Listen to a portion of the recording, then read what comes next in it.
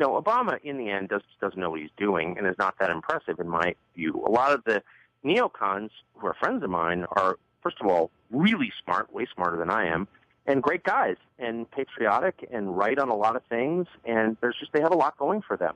And so it's sad to me that even some of the smartest ones haven't reassessed their core assumptions, because you need to go through the mental attic every once in a while and throw out the moldering stuff.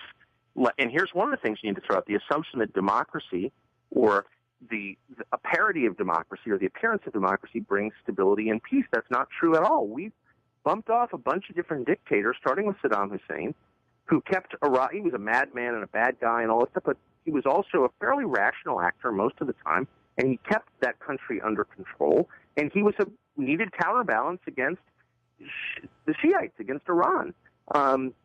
Him, Mubarak, Gaddafi. I mean, do you see a theme here? And now Bashar al-Assad.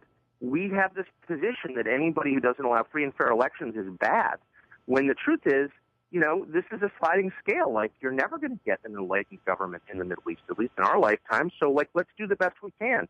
And in a lot of cases, a dictator is better than what you get when you depose a dictator, which is chaos. And chaos is always the worst thing. People really suffer under chaos more than they do under dictatorships. Let's just be honest. Yeah, and Sotloff understood that. I was going back and looking at some of the things he wrote 4 years ago about Libya. I guess 3 years ago about Libya, and he warned about that happening.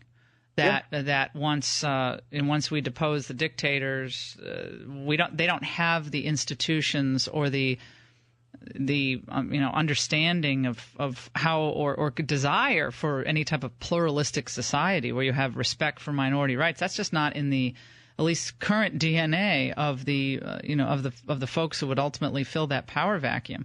Well, and it's he an warned anomaly. about that. It's only happened really in Great Britain and its colonies, and that's kind of it. That's the only culture that supported a liberal, multi-ethnic, kind of tolerant democracy. Period. Now, I hope that that's the model going forward. But let's not kid ourselves. This is a really unusual deal we have in the United States, and it's not so simple to replicate it instantly in any other country. But let's stop lying to ourselves. And I think that a lot of the people who pushed that line in the Bush administration, again, most of whom I know, and they're like decent, smart, pro-America, good people, but they need to repent and admit that they were wrong on that subject. They were completely, tragically wrong.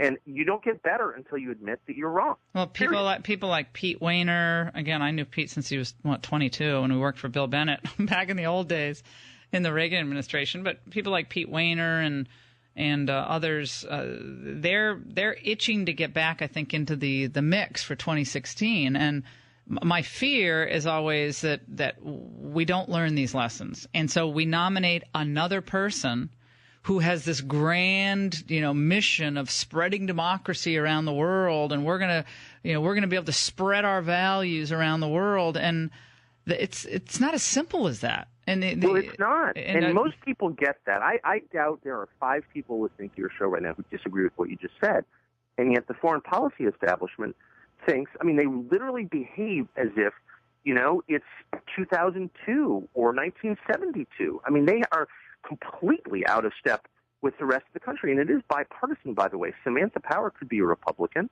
in a lot of ways. Mm-hmm. I mean, she wears long earrings and listens to NPR, and she's culturally liberal.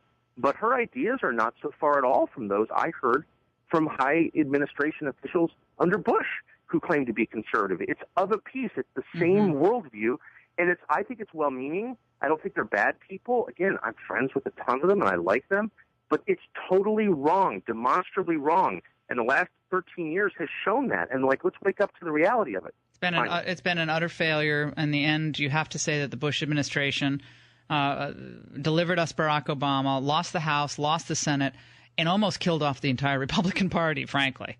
Yeah, and were it not for the Tea Party, were it not for people who got back to the basics of what conservatism is, we would have immigration amnesty, would have millions of more people in this country undercutting wages, would have millions of new guest workers, and we could very well, already be in another military conflict with an unclear ending.